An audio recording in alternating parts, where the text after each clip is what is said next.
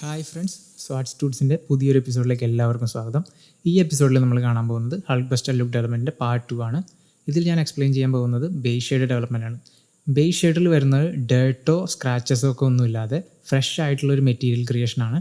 അതിന് മേലെ ആയിരിക്കും നമ്മൾ മറ്റ് ഇംപെർഫെക്ഷൻസ് ലൈക്ക് സ്ക്രാച്ചസോ ഡേർട്ടോ ഒക്കെയോ പ്ലേസ് ചെയ്യുന്നത് സെപ്പറേറ്റ് മെറ്റീരിയലായിട്ട്.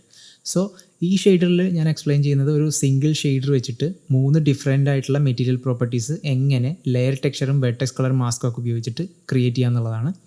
സോ നമുക്കറിയാം ഹൾക്ക് ബസ്റ്ററിൽ 3 ഡിഫറെൻ്റ് ആയിട്ടുള്ള പ്രോപ്പർട്ടീസ് നമ്മൾ ഓൾറെഡി ടെക്സ്ചർ റെഫറൻസ് സ്റ്റഡി ചെയ്യുമ്പോൾ തന്നെ പറഞ്ഞിട്ടുണ്ട്. റെഡിൻ്റെത് മെറ്റലിന് മേലെ ഡയലക്ട്രിക് പെയിൻറ്റ് ചെയ്തിരിക്കുകയാണ്, യെല്ലോ പാർട്സ് മെറ്റാലിക് ആണ്, അതേപോലെ തന്നെ അയൺ പാർട്സും മെറ്റാലിക് ആണ്. സോ ഇതെല്ലാം ഒരു സിംഗിൾ ഷെയ്ഡറിൽ തന്നെ അതിൻ്റെ ബേസിക് പ്രോപ്പർട്ടീസ്, അതായത് basic colour, basic roughness, bump ഉണ്ടെങ്കിൽ ബമ്പ്, മെറ്റൽനെസ്, ഇത്രയും നമ്മൾ എങ്ങനെ ക്രിയേറ്റ് ചെയ്യുന്നു എന്നുള്ളതാണ് ഫസ്റ്റ് കാണാൻ പോകുന്നത്. സോ നമുക്ക് ട്യൂട്ടോറിയലിലേക്ക് പോകാം. സോ നമ്മൾ എവിടെയാണോ നിർത്തിയത് അവിടെ തന്നെയാണ് തുടങ്ങുന്നത്. വെർട്ടെക്സ് കളർ മാസ്കുകളുടെ ക്രിയേഷൻ വരെയാണ് നമ്മൾ ചെയ്തിരുന്നത്. സോ അത് തന്നെയാണ് ഇപ്പോൾ ചെയ്തിരിക്കുന്നത്.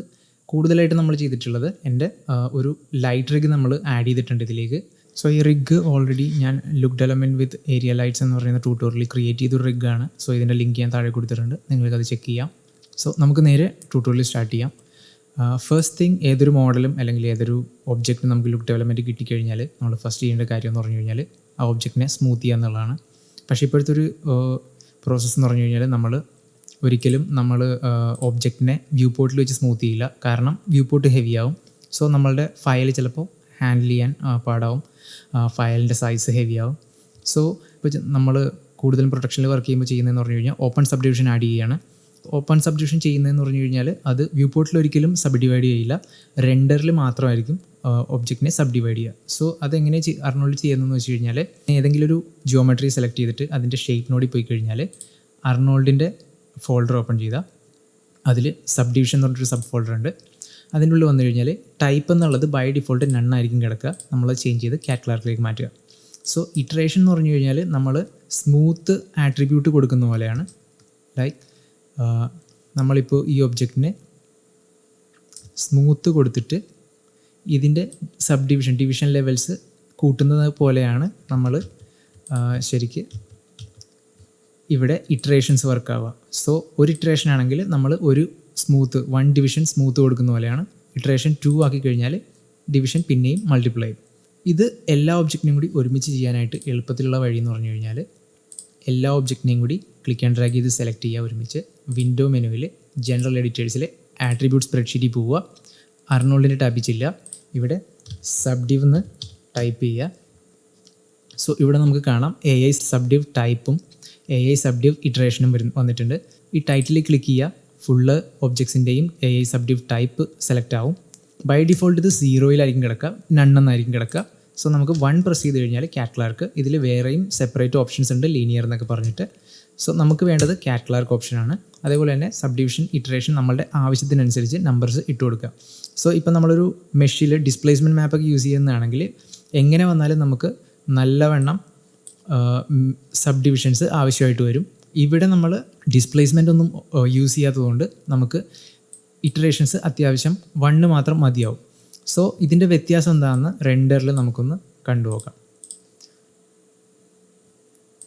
സോ ഇതിന് വേണ്ടിയിട്ട് ഞാൻ നോക്കുന്നത് വയർ ഫ്രെയിം ഡീബഗ് ഷെയ്ഡിങ് മോഡാണ്.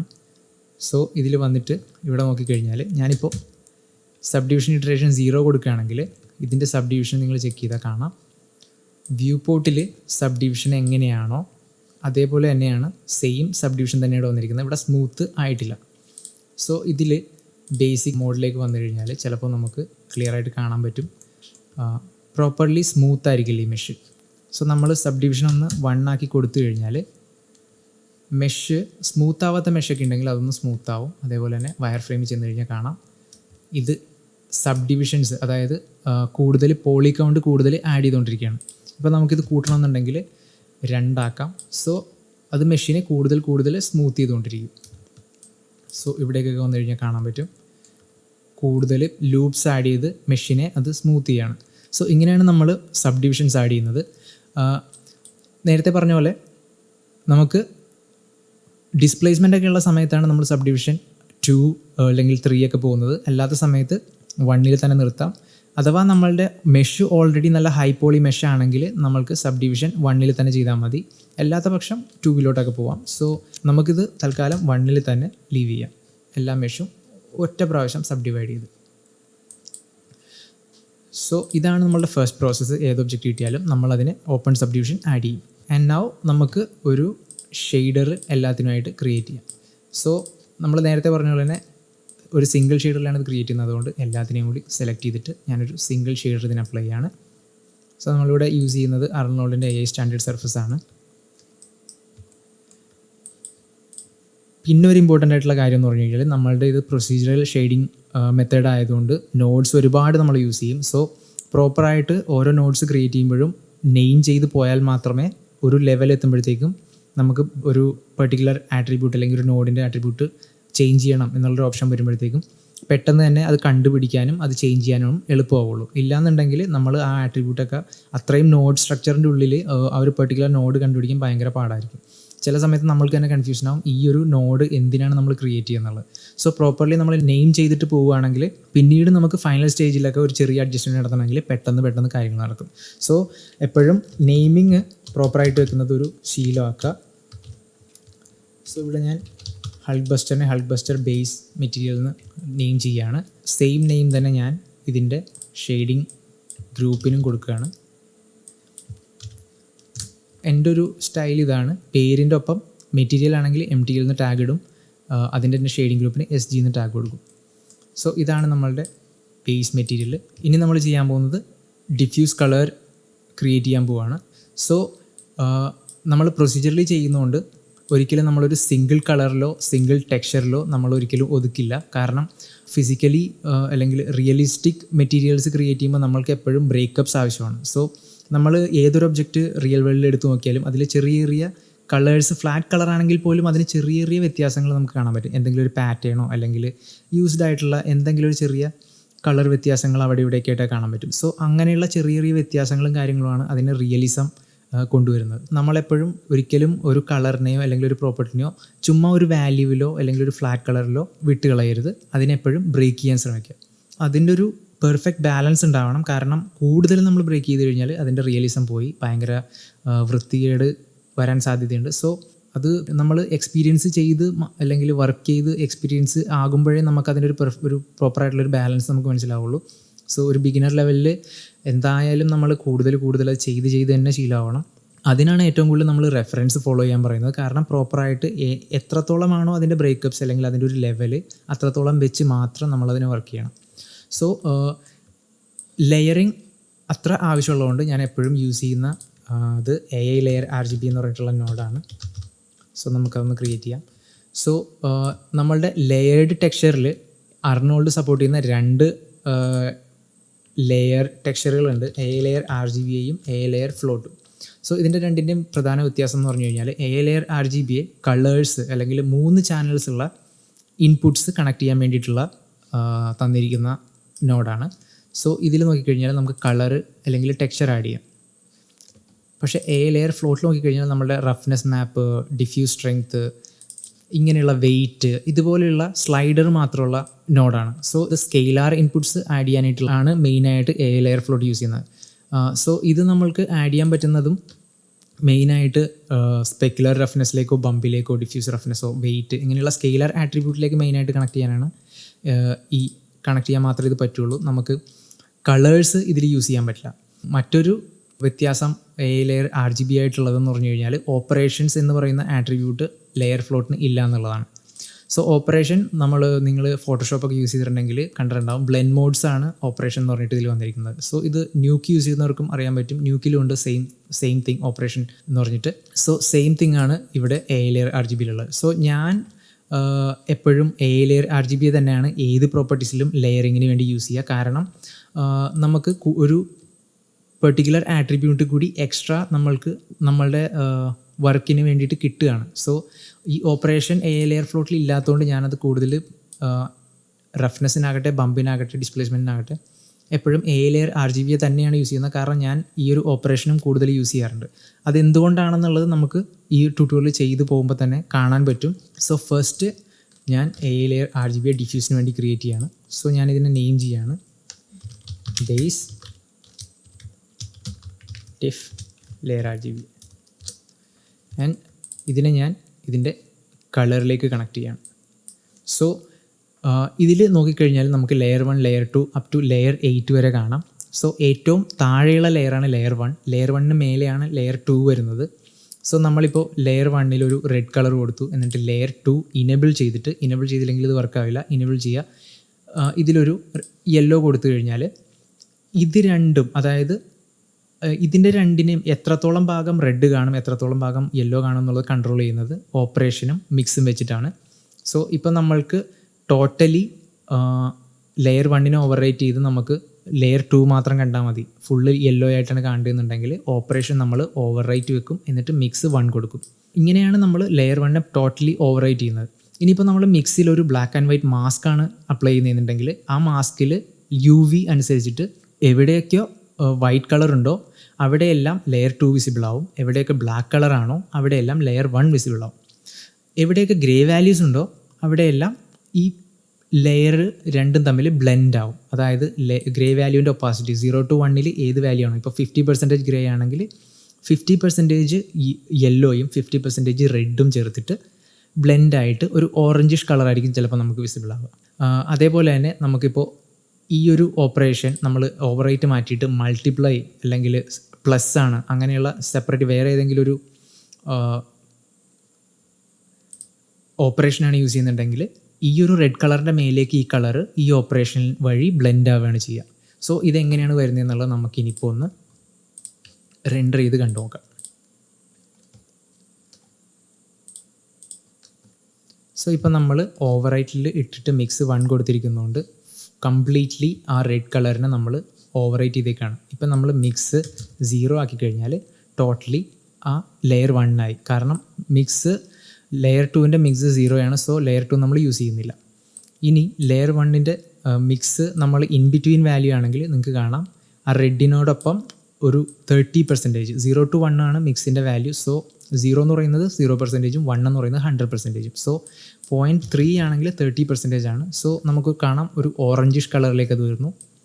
ഇത് കൂടുന്തോറും യെല്ലോൻ്റെ അളവ് നമ്മൾ കൂട്ടി കൊടുക്കുകയാണ്. സോ 1 വരുമ്പോഴത്തേക്കും പ്യുവർ യെല്ലോ ആയി. ഇനി നമ്മൾ ഈ ഓവർ റൈറ്റ് മാറ്റിയിട്ട് വേറെ ഏതെങ്കിലും ഒരു സെപ്പറേറ്റ് ഓപ്പറേഷനാണ് ട്രൈ ചെയ്യുന്നതെങ്കിൽ ആ ഓപ്പറേഷൻ അനുസരിച്ചിട്ട് മേലത്തെയും താഴത്തെ ലെയറുകൾ തമ്മിൽ ബ്ലെൻഡ് ആവും. സോ നമ്മൾ മൾട്ടിപ്ലൈ ആണ് കൊടുക്കുന്നുണ്ടെങ്കിൽ രണ്ട് കളേഴ്സും തമ്മിൽ മൾട്ടിപ്ലൈ ആയിട്ട് ആയിരിക്കും കാണുക. സോ ഞാനിവിടെ ഒരു ഗ്രീനാണ് കൊടുക്കുന്നതെങ്കിൽ green and red multiply totally ബ്ലാക്കായി.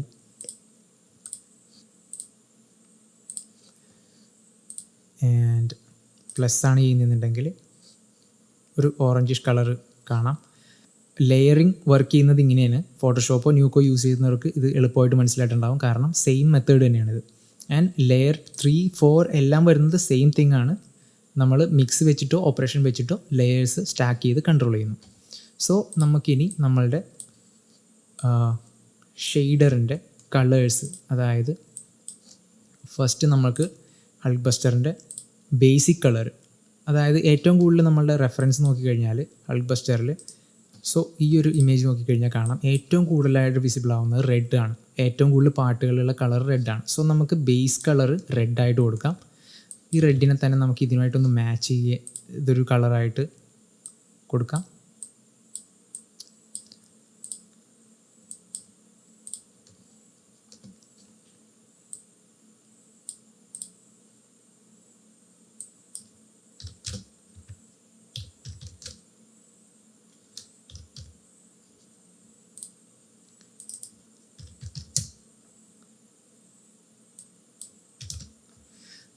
നിങ്ങൾക്ക് പല വഴിക്കും വേണമെങ്കിൽ ഫോട്ടോഷോപ്പിൽ കയറി ഇതിൻ്റെ കളേഴ്സ് ചെക്ക് ചെയ്തിട്ട് പ്രോപ്പർലി ആ ഹ്യൂ തന്നെ ഇതിൽ അപ്ലൈ ചെയ്യാം. ഇല്ലാന്നുണ്ടെങ്കിൽ ന്യൂക്ക് ഉണ്ടെങ്കിൽ ന്യൂക്കിൽ ചെക്ക് ചെയ്യാം, അല്ലെങ്കിൽ ഐബോൾ ചെയ്യാം. അതായത് ഞാനിപ്പോൾ ചെയ്യുന്ന പോലെ തമ്മിൽ നോക്കിയിട്ട് കമ്പയർ ചെയ്ത് ഒരു കളറ്. പക്ഷേ എപ്പോഴും തുടക്കത്തിൽ തന്നെ ഇത് ഫൈനലൈസ് ചെയ്യണം എന്നുള്ള ഒരു നിർബന്ധമില്ല. കാരണം നമ്മൾ ഓരോ കളറും സെപ്പറേറ്റ് ആണ് ക്രിയേറ്റ് ചെയ്യുന്നത്. സോ ഫൈനൽ സ്റ്റേജിൽ പോലും നമുക്ക് തിരിച്ചു വന്ന് ഹ്യൂവോ സാച്ചുറേഷനോ ചെറുതായിട്ടൊന്ന് അഡ്ജസ്റ്റ് ചെയ്യണമെങ്കിൽ എളുപ്പം ചെയ്യാൻ പറ്റും. സോ അതാണ് ലെയർ ടെക്സ്ചറിങ്ങിൻ്റെ ഒരു ബെനഫിറ്റ് അല്ലെങ്കിൽ ഒരു ഗുണം എന്ന് പറയുന്നത്. നമുക്ക് എപ്പോൾ വേണമെങ്കിലും തിരിച്ച് വന്നിട്ട് ഇത് ഓരോന്നും സെപ്പറേറ്റ്ലി അഡ്ജസ്റ്റ് ചെയ്യാൻ പറ്റും. സോ ഇപ്പോൾ തന്നെ ഫൈനൽ ചെയ്യണം എന്നുള്ളൊരു നിർബന്ധമില്ല. ഞാനും ഫൈനൽ ചെയ്യാൻ നിൽക്കുന്നില്ല, ഞാൻ ജസ്റ്റ് ബേസ് അഡ്ജസ്റ്റ് ചെയ്തു പോവാണ്. ഇനി സെക്കൻഡ് നമുക്ക് ലെയർ 2 നമ്മൾ ഇനേബിൾ ചെയ്തു. സോ ഇതിനെ ഓവർ റൈറ്റ് ചെയ്തിട്ട് ഞാൻ ചെയ്യാൻ പോകുന്നതെന്ന് പറഞ്ഞാൽ എനിക്ക് ഈ ലെയർ 2 കളറ് ഹൾക്ക് ബസ്റ്ററിൻ്റെ യെല്ലോ പാർട്സാണ് നമ്മൾ ലെയർ 2 ആയിട്ട് യൂസ് ചെയ്യാൻ പോകുന്നത്. സോ ഏതൊക്കെ പാർട്സിൽ യെല്ലോ പാർട്ടുണ്ടോ അവിടെ മാത്രം എനിക്ക് ലെയർ 2 കൊടുക്കുന്ന കളർ വിസിബിൾ ആയാൽ മതി. സോ ഞാനൊരു നേരിയ ഓറഞ്ചിഷ് ആയിട്ടുള്ള കളറാണ് കൊടുക്കാൻ പോകുന്നത്.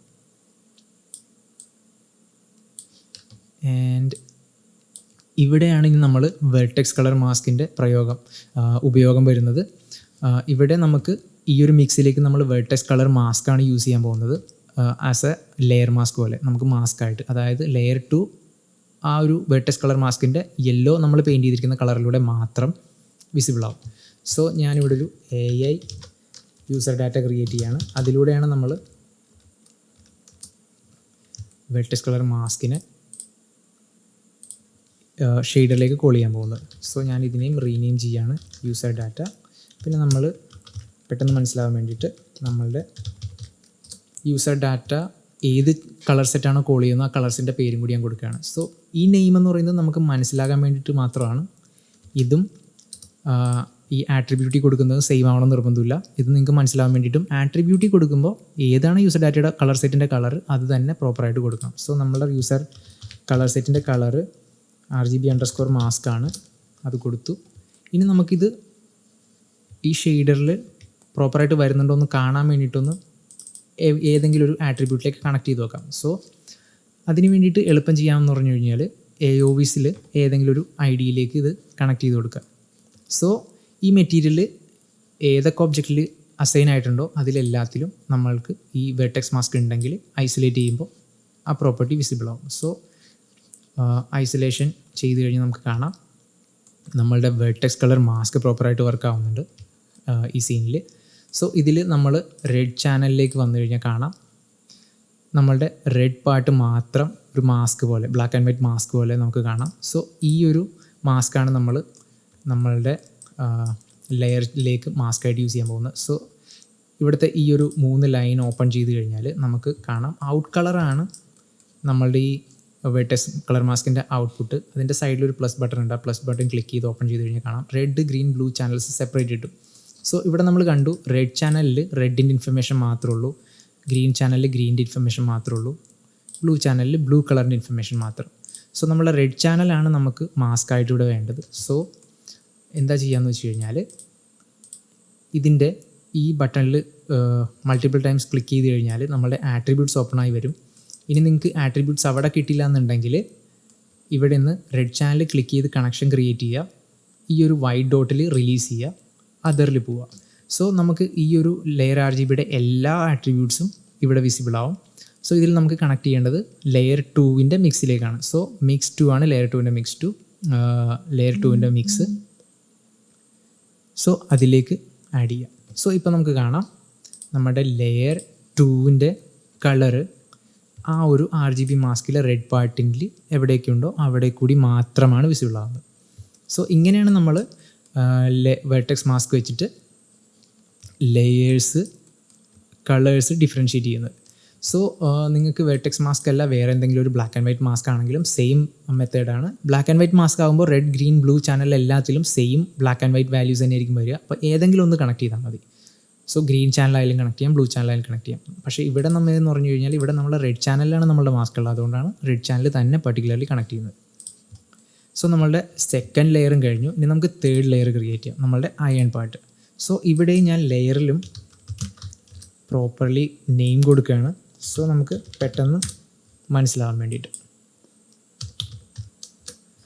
സോ അയണിൻ്റെ കളറ് ഓവർ റൈറ്റ് ആക്കുന്നു.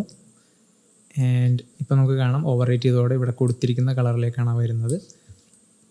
അയൺ നമ്മൾ പെയിൻറ്റ് ചെയ്തിരിക്കുന്ന ഗ്രീൻ കളറിലാണ്. സോ നമുക്ക് ഗ്രീൻ ചാനൽ എടുത്തിട്ട് മിക്സ് 3ലേക്ക് കണക്ട് ചെയ്യാം. സോ മിക്സ് 3ലേക്ക് ക്ലിക്ക് ചെയ്യുമ്പോഴത്തേക്കും നമുക്ക് കാണാം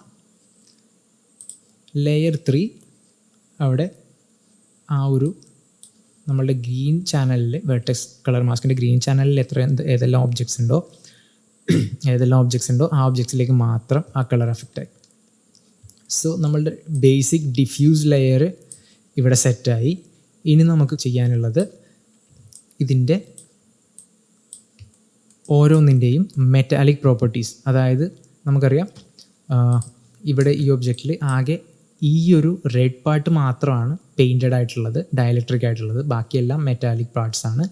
സോ ആ പ്രോപ്പർട്ടീസ് നമുക്ക് വെർട്ടെക്സ് കളർ മാസ്ക് വെച്ച് തന്നെ എങ്ങനെ ഡിഫൈൻ ചെയ്യാൻ നോക്കാം. അതിനായിട്ട് ഞാനിവിടെ ക്രിയേറ്റ് ചെയ്യാൻ പോകുന്നത് AI ലെയർ ഫ്ലോട്ടാണ്. സോ ഫ്ലോട്ടിൻ്റെ ഇൻപുട്ട് 1 നമുക്ക് റെഡ് ആയിരിക്കും.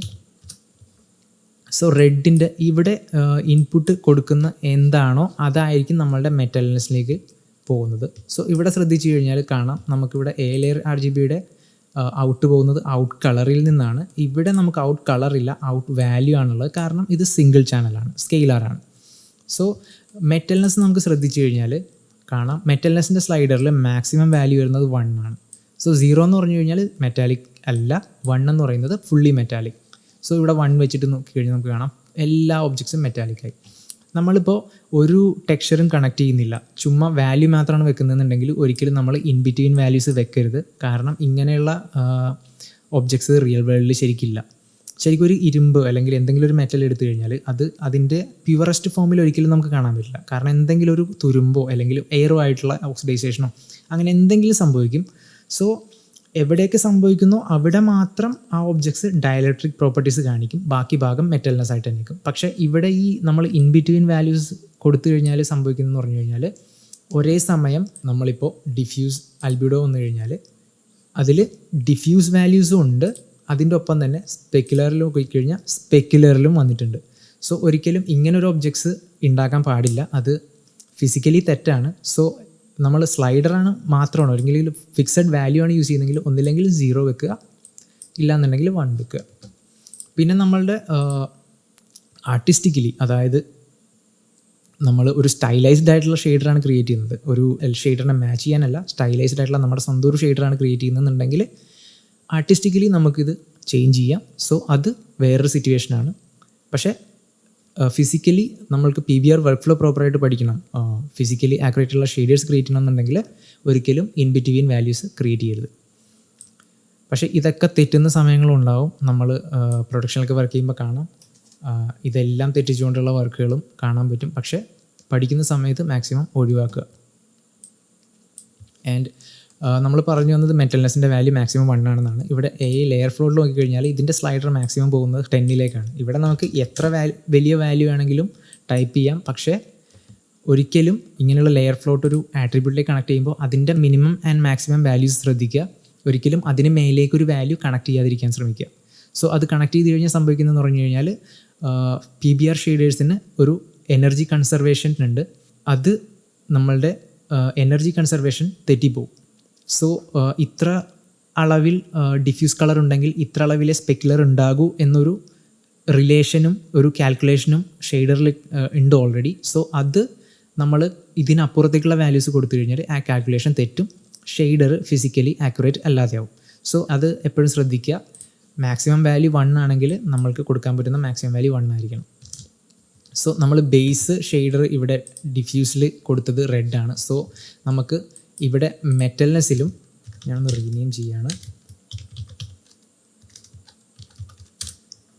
മെറ്റൽനെസ് മാപ്പിലും ബേസ് ഷെയ്ഡറായിട്ട് നമ്മൾ റെഡ് തന്നെ പ്രിഫർ ചെയ്യുകയാണ്. സോ റെഡ് മെറ്റാലിക് അല്ല, സോ അതുകൊണ്ട് നമ്മൾ 0 കൊടുക്കുന്നു. സെക്കൻഡ് ലെയർ നമ്മൾ യെല്ലോ ആണ് എടുക്കുന്നത്, യെല്ലോ മെറ്റാലിക് ആണ്, സോ അതുകൊണ്ട് നമ്മൾ യെല്ലോയ്ക്ക് 1 കൊടുക്കുന്നു. അയണും മെറ്റാലിക് ആണ്, സോ നമ്മൾ അയണിനും 1 മെറ്റൽനെസ് കൊടുക്കുന്നു. ഇനി നമുക്ക് സെയിം ഇവിടെ RGBയിൽ ചെയ്ത പോലെ റെഡ് ചാനൽ മിക്സ് 2ലേക്കും ഗ്രീൻ ചാനൽ മിക്സ് 3ലേക്കും കണക്ട് ചെയ്യുന്നു. എന്നിട്ട് ഇതിൻ്റെ ഔട്ട് വാല്യൂവിനെ മെറ്റൽനെസ്സിലേക്ക് കണക്ട് ചെയ്യുന്നു. സോ ഇപ്പോൾ ഇവിടെ നോക്കിക്കഴിഞ്ഞാൽ നമ്മളുടെ ഡിഫ്യൂസ് അൽബിഡോയിലേക്ക് വന്നു കഴിഞ്ഞാൽ കാണാം ഡിഫ്യൂസ് ഡയലക്ട്രിക് ആയിട്ടുള്ള റെഡ് മാത്രമാണ് ഇപ്പോൾ നമ്മൾക്ക് മെറ്റൽനെസ് കൊടുത്തിട്ടില്ലാത്തത്. സോ അത് മാത്രമാണ് ഡിഫ്യൂസ് അൽബിഡോയിലുള്ളത്, അല്ലെങ്കിൽ ഡിഫ്യൂസ് ഡയറക്റ്റിലേക്ക് വരുന്നത്. ബാക്കി 2 പാർട്സും സ്പെക്കുലറിൻ്റെ വാല്യൂസിൽ. കാരണം മെറ്റലിൻ്റെ എന്ന് പറയുന്നത് മെറ്റലിന് ഡിഫ്യൂസ് പ്രോപ്പർട്ടീസ് ഇല്ല, മൊത്തം റിഫ്ലക്ഷനാണ്. സോ ഏത് കളർ നമ്മൾ ബേസ് കളറിൽ ഒരു കളർ അപ്ലൈ ചെയ്തിട്ട് ആ ഒരു പാർട്ട് മെറ്റൽനെസ് വരുമ്പോഴത്തേക്കും അത് സ്പെക്കുലർ കളറിലേക്ക് കൺവേർട്ട് ആവുകയും മൊത്തത്തിൽ സ്പെക്കുലർ പ്രോപ്പർട്ടി ആവുകയും ചെയ്യും. സോ അതുകൊണ്ടാണ് നമ്മൾ മെറ്റൽനെസ് കൊടുത്ത വാല്യൂസ് ഉള്ള ഭാഗങ്ങളെല്ലാം സ്പെക്കുലർ ആൽബിഡോയിലും സ്പെക്കുലർ ഡയറക്റ്റിലേക്കും വരുന്നത്. സോ അപ്പോൾ നമ്മൾ ഡിഫ്യൂസ് ലെയറും ക്രിയേറ്റ് ചെയ്തു, മെറ്റൽനെസ് ലെയറും ക്രിയേറ്റ് ചെയ്തു. സോ നമ്മൾ ഇതിൻ്റെ ഇടയിൽ വിട്ടുപോയ ഒരു കാര്യം എന്ന് പറഞ്ഞു കഴിഞ്ഞാൽ റെൻഡർ സെറ്റിങ്സ് കാണിക്കാൻ മറന്നുപോയി. സോ ബേസിക് റെൻഡർ സെറ്റിങ്സ് എന്ന് പറഞ്ഞു കഴിഞ്ഞാൽ ഞാൻ യൂസ് ചെയ്യുന്നത് നമുക്ക് ക്യാമറ സാമ്പിൾസ് 4 തുടങ്ങിയാൽ മതി. കാരണം ഇത് ഇപ്പോൾ സ്റ്റാർട്ടിംഗ് ആണ്, നമ്മൾക്ക് കളേഴ്സ് മാത്രമേ ക്രിയേറ്റ് ചെയ്യുന്നുള്ളൂ. ഇനി നമ്മൾ സ്പെക്കുലർ റഫ്നെസ്സും കാര്യങ്ങളും ആഡ് ചെയ്യും തോറും നമ്മൾക്ക് നോയ്സൊക്കെ വന്നു തുടങ്ങുള്ളൂ. ആ സമയത്തേക്ക് മാത്രമേ നമുക്കൊരു ഹൈ സാമ്പിൾസൊക്കെ ആവശ്യമുള്ളൂ. അതുവരെ നമുക്ക് ബേസിക് സാമ്പിൾസിൽ തന്നെ നമുക്ക് നല്ലൊരു ഔട്ട്പുട്ട് നമുക്ക് പ്രോപ്പർട്ടീസ് കറക്റ്റായിട്ട് കാണാൻ പറ്റുന്ന രീതിയിൽ ഉള്ളൊരു നല്ല ഔട്ട്പുട്ട് നമുക്ക് കിട്ടിക്കൊണ്ടിരിക്കും. സോ ഞാൻ സ്റ്റാർട്ടിംഗ് പോയിൻ്റായിട്ട് ഞാൻ എപ്പോഴും സാമ്പിൾസ് സെറ്റ് ചെയ്യുക 411 ആണ്. ആൻഡ് ലൈറ്റ് സാമ്പിൾസ് എപ്പോഴും ഞാൻ മോസ്റ്റ്ലി 3 ആയിരിക്കും പ്രിഫർ ചെയ്യുന്നത്. കാരണം പെർട്ടിക്കുലർലി HDRI യൂസ് ചെയ്യുന്നുണ്ടെങ്കിൽ ഇവിടെ ലൈറ്റ്സ് നോക്കിക്കഴിഞ്ഞാൽ HDRIസിൽ യൂഷ്വലി 3 ആണ് സാമ്പിൾസ് പ്രിഫർ ചെയ്യുക. പക്ഷേ ഇവിടെ ഈ ഒരു ഇതിൽ HDRI കൂടാതെ തന്നെ ഓൾറെഡി സെപ്പറേറ്റ് വേറെ ലൈറ്റ്സ് ഉള്ളതുകൊണ്ട് HDRI കൂടുതൽ വിസിബിൾ അല്ല, അതുകൊണ്ട് നോയ്സ് അധികം അറിയില്ല. കാരണം ഓൾറെഡി വേറെ ലൈറ്റ്സ് ഇതിനെ നന്നായിട്ട് ലിറ്റ് ചെയ്യുന്നതുകൊണ്ട് ആണ് ഞാനിവിടെ HDRIയുടെ സാമ്പിൾസ് 2 വെച്ചിരിക്കുന്നത്. ഇല്ലാന്നുണ്ടെങ്കിൽ HDRI മാത്രമുള്ള സീനുകളിലൊക്കെ ആണെങ്കിൽ നോയ്സ് കുറയ്ക്കാൻ വേണ്ടിയിട്ട് HDRIയുടെ സാമ്പിൾസ് 3 ആയിരിക്കും ഞാൻ പ്രിഫർ ചെയ്യുക. ആൻഡ് ബാക്കി എല്ലാ ലൈറ്റ്സിലും മോസ്റ്റ്ലി സാമ്പിൾസ് 3 തന്നെയായിരിക്കും സ്റ്റാർട്ടിംഗ് പോയിൻ്റായിട്ട് വെക്കുക. And ray depth normally diffuse and specular 1:1 ആണ് വെച്ചിരിക്കുന്നത്. ബാക്കി എല്ലാ സെറ്റിങ്സും ഡിഫോൾട്ട് സെറ്റിങ്സ് ആണ്, ഒന്നും ചേഞ്ച് ചെയ്തിട്ടില്ല. ആൻഡ് ബേസിക് AOVs എന്ന് പറയുന്നത് ഇത്രയുമാണ്. നോർമലി യൂസ് ചെയ്യുന്നത് ബം മാപ്സ് ഒക്കെ അപ്ലൈ ചെയ്യുമ്പോൾ ബം മാപ്സ് പ്രോപ്പർലി കാണാൻ വേണ്ടിയിട്ടാണ് നോർമൽ AOV യൂസ് ചെയ്യുന്നത്. അല്ലാതെയുള്ള ബേസിക് എന്ന് പറയുന്നത് ഡിഫ്യൂസ് ആൽബിഡോ യൂസ് ചെയ്യും. കാരണം നമ്മൾ പ്രൊസീജിയറൽ ടെക്സ്ചറിങ് ആയതുകൊണ്ട് ടെക്സ്ചേഴ്സ് പ്രോപ്പറായിട്ട് അപ്ലൈ ചെയ്യുന്ന ടെക്സ്ചേഴ്സ് പ്രോപ്പറായിട്ട് കാണാൻ വേണ്ടിയിട്ടാണ് ഡിഫ്യൂസ് ആൽബിഡോ യൂസ് ചെയ്യുന്നത്. ഡിഫ്യൂസ് കളറിലേക്ക് കണക്ട് ചെയ്യുന്ന ഏത് മാപ്പാണോ അത് അതേപടി കാണിക്കുന്നു, ഡിഫ്യൂസ് ആൽബിഡോയിലേക്കായിരിക്കും കാണിക്കുക. സോ നമ്മൾ കണക്ട് ചെയ്യുന്ന ടെക്സ്ചർ ഏതാണെന്ന് ഇവിടെ ചുമ്മാ ഡിഫ്യൂസ് ആൽബിഡോ നോക്കിയാൽ മതി. അതേപടി തന്നെ ഒരു ഷാഡോയോടെയോ ലൈറ്റിൻ്റെയോ ഇൻഫർമേഷൻ ഇല്ലാതെ പ്യുവർ ടെക്സ്ചർ തന്നെ നമുക്ക് ഡിഫ്യൂസ് ആൽബിഡോയിൽ കാണാൻ പറ്റും. സെയിം തിങ് ആണ് സ്പെക്കുലർ ആൽബിഡോയും. സ്പെക്കുലർ കളറിലേക്ക് എന്താണ് നമ്മൾ അപ്ലൈ ചെയ്യുന്നത് അതായിരിക്കും ഇവിടെ കാണുക. സോ മെറ്റാലിക് കളേഴ്സ് കൂടുതലും കാണുന്നത് സ്പെക്കുലർ ആൽബിഡോയിലായിരിക്കും. And then direct and indirect ഡിഫ്യൂസും സ്പെക്കുലറുമാണ് നമ്മൾ ബേസിക്കലി AOVs യൂസ് ചെയ്യുന്നത്. സോ ഇതാണ് നമ്മളുടെ ബേസിക് റെൻഡർ സെറ്റിങ്സ്. ഇനി നമുക്ക് മെറ്റൽനെസ്സും ഡിഫ്യൂസും കഴിഞ്ഞുകൊണ്ട് ഇതിൻ്റെ റഫ്നെസ് നമുക്ക് ക്രിയേറ്റ് ചെയ്യാം. സോ അവിടെയും നമ്മൾ ഈ ഒരു ഇമേജ് നോക്കിക്കഴിഞ്ഞാൽ കാണാം ഏറ്റവും കൂടുതൽ ഗ്ലോസി ആയിട്ടുള്ളൊരു പാർട്ടെന്ന് പറഞ്ഞു കഴിഞ്ഞാൽ നമ്മുടെ റെഡ് പാർട്ടാണ്. കാരണം ഇവിടെയൊക്കെ നോക്കിക്കഴിഞ്ഞാൽ കാണാം ഇൻഡയറക്റ്റ് സ്പെക്കുലേഴ്സ് പ്രോപ്പർലി കാണുന്നത് ഈ ഭാഗത്താണ്. കമ്പാരിറ്റീവ്ലി നമ്മളുടെ യെല്ലോ പാർട്സ് കുറച്ചും കൂടി റഫായിട്ടാണ് നമുക്കിതിൽ ഫീൽ ചെയ്യുന്നത്. ഇത് അതും അതുപോലെ തന്നെ ഒരു റഫ് മെറ്റീരിയലായിട്ടാണ് ഫീൽ ചെയ്യുന്നത്. പക്ഷേ നമ്മൾ ശരിക്കുള്ള ഫൈറ്റ് സീക്വൻസ് മൂവിയിൽ ശ്രദ്ധിച്ചു കഴിഞ്ഞാൽ കാണാൻ പറ്റും ഈ ഒരു ഫേസ് എന്നൊക്കെ പറയുന്നത് ഭയങ്കര റിഫ്ലക്റ്റീവ് ആയിട്ടുള്ള ഭയങ്കര ഗ്ലോസി ആയിട്ടുള്ള ഒരു മെറ്റീരിയലാണ്. ആ ഒരു ഫൈറ്റ് സീക്വൻസിലൊക്കെ ഈ ഒരു പാർട്ടിലൊക്കെ നല്ലോണം റിഫ്ലക്ഷൻസ് നമുക്ക് കാണാൻ പറ്റും. അതുമാത്രമല്ല ഇത് മെറ്റാലിക് ആണ്. സോ മെറ്റാലിക് കൂടുതൽ റിഫ്ലക്റ്റീവ് ആയിരിക്കും. ആൻഡ് ഡയലക്ട്രിക് കൂടുതൽ സ്ക്രാച്ചിങ് കാര്യങ്ങളുള്ളതുകൊണ്ടും കുറച്ചും കൂടി ഗ്ലോസിനെസ് ഒക്കെ കുറവായിരിക്കും. സോ നമ്മൾ ക്രിയേറ്റ് ചെയ്യാൻ പോകുന്നത് നമ്മളുടെ ഗോൾഡൻ ഒബ്ജക്ട്സ് എല്ലാം തന്നെ ഹൈലി റിഫ്ലക്റ്റീവ് ആയിട്ടും ഇത് കുറച്ചും കൂടി റഫായിട്ടും നമ്മളുടെ അയൺ പാർട്സ് എല്ലാം അതിനേക്കാൾ കുറച്ചുകൂടി റഫായിട്ടുള്ള ഒരു മെറ്റീരിയൽ ആയിരിക്കും നമ്മൾ ക്രിയേറ്റ് ചെയ്യുന്നത്. കുറച്ചും കൂടി റെഫറൻസിനോട് നീതി പുലർത്തിയും എന്നാൽ മൂവീസിൽ എങ്ങനെയാണോ അതിനെ കൂടി കുറച്ചുകൂടി കൺസിഡർ ചെയ്തിട്ടുള്ള ഒരു ഔട്ട്പുട്ടായിരിക്കും നമ്മൾ ക്രിയേറ്റ് ചെയ്യുക. സോ ഇവിടെയൊക്കെ നോക്കിക്കഴിഞ്ഞാൽ അയണിനൊക്കെ കുറച്ചും കൂടി നല്ല റഫാണ്. സോ നമുക്ക് ബേസിക്കലി ആ ഒരു കൺസിഡറേഷനും കൂടി കൊടുത്തിട്ടായിരിക്കും റഫ്നെസ് ക്രിയേറ്റ് ചെയ്യുക. സോ റഫ്നെസ്സിനും ഞാൻ ക്രിയേറ്റ് ചെയ്യാൻ പോകുന്നത് ലെയർ ഫ്ലോട്ട് തന്നെയാണ്. Layer float. സോ ഇത് ബേസ്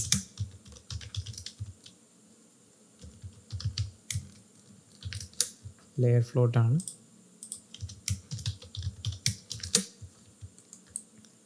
ആൻഡ് ഇതിൻ്റെയും ഔട്ട് വാല്യൂ പോകാൻ പോകുന്നത് സ്പെക്കുലർ റഫ്നെസ്സിലേക്കാണ്. ആൻഡ് ഇവിടെ നമ്മൾ സെയിം ബേസ് റെഡ് ആയിട്ട് എടുക്കുന്നു. റെഡിന് നമ്മളൊരു റഫ്നെസ് വാല്യൂ എടുക്കുന്നു 0.2.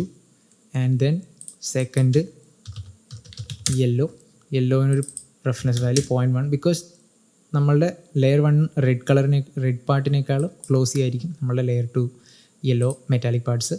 പിന്നീട് അയണിന് ഞാനൊരു കുറച്ചും കൂടി റഫായിട്ടുള്ളൊരു പ്രോപ്പർട്ടിയാണ് കൊടുക്കുന്നത്, 0.35. ആൻഡ് നൗ നമുക്ക് ഓരോന്നിൻ്റെയും മിക്സിലേക്ക് മാസ്ക് കണക്ട് ചെയ്യാം. സോ റെഡ് മിക്സ് 2ലേക്ക് യെല്ലോൻ്റെ മാസ്ക്, ആൻഡ് അയണിൻ്റെ മാസ്ക് മിക്സ് 3ലേക്ക്.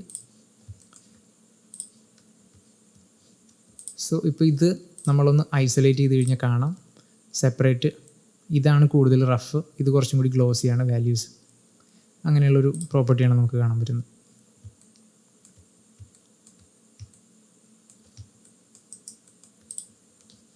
സോ ഇനി വേണമെങ്കിൽ നമുക്ക് കളറൊക്കെ ഒന്നും കൂടി കുറച്ചും കൂടി അഡ്ജസ്റ്റ് ചെയ്ത് നോക്കാം. യെല്ലോൻ്റെ സാച്ചുറേഷൻ കൂടുതൽ പോലെ ഒന്ന്, ആൻഡ്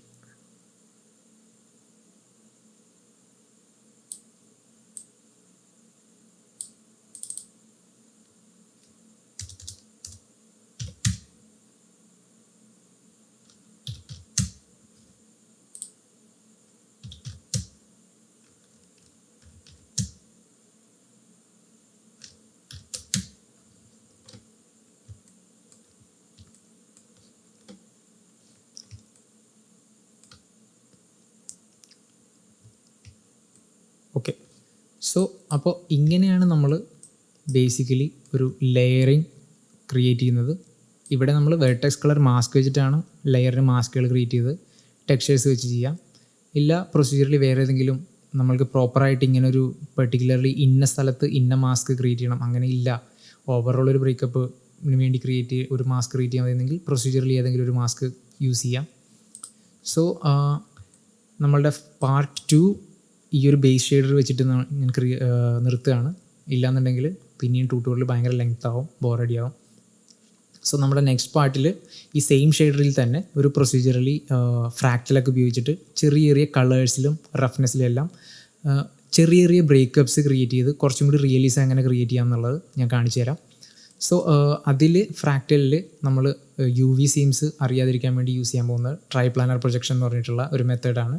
സോ അതും വളരെ ഈസി ആയിട്ടുള്ളൊരു സംഭവമാണ്, അത് ഞാൻ എക്സ്പ്ലെയിൻ ചെയ്യുന്നതായിരിക്കും. സോ ഇവിടെ ഈ പാർട്ട് 2 ഇവിടെ തീരുകയാണ്.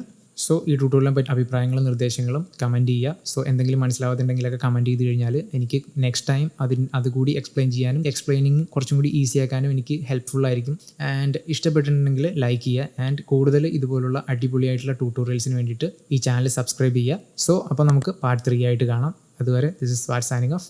Take care, by.